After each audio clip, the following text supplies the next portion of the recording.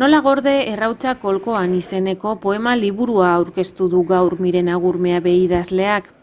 Azken urteetan osatzen joan den triptikoaren 3. atala da lan berria.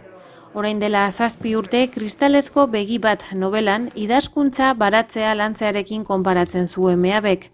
Baina baratzea lantzeak sasiak erretzea ere badakar, eta horren isla izan zen ezurren erretura eleberria. Zumeta egin eta gero errautza geratzen dira eta zertarako erabili horiek, maila errealean lurra ongarritzeko eta maila metaforikoan norberaren sormena elikatzeko.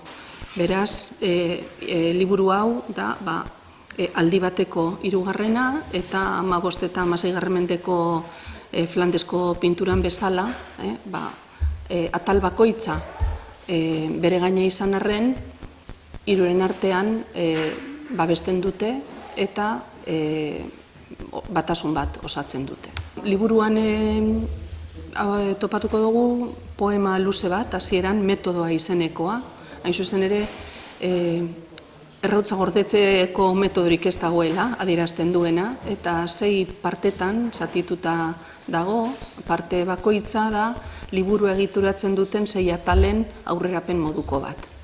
Eta 6 atal horiek dira urrenkera honetan atal autokostumbrista edo deitu dudan bat, album bat izenekoa, txikitako oroitzapenak, esperientziak eta ikasbideak jasotzen dituena. 2. atala pospoloak edo atal mitikoa, hor celebrity sorta bat ageri da gure genealogian femeninoan partaide diran emakume esanguratsuak, aitzindariak euren alorrean edo eskubideen defentsan.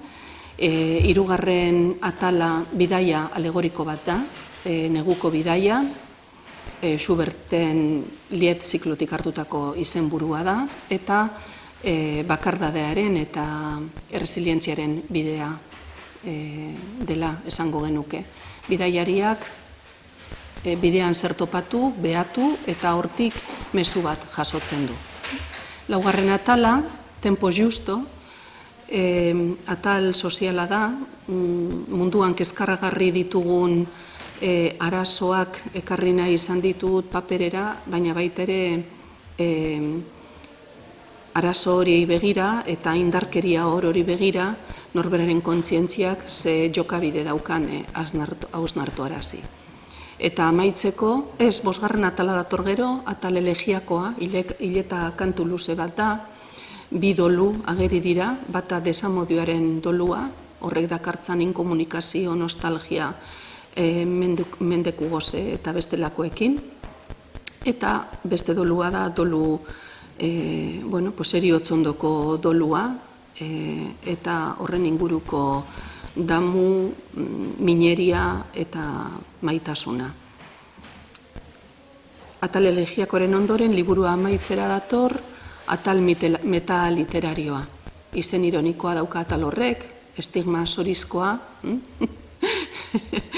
idazleok ez gaudelako goiargiak, ez espiritualtasuna jota, baina estigma zorizkoa denez arbitrarioa, suertean tokatu zaigu eta hori manejatu behar dugu. Eta hor, poesiari buruzko poesia egin dut, hainbat alderdi planteatuz. Galdera nagusia izango litzateke zertaz idatzi, eta batzuetan erantzun topatzen ez dugun arren, azken poeman ematen da ondorioa. Idatzi egin behar dugu, azken batean hitzek definitzen gaituztelako, idazteak definitzen gaituelako.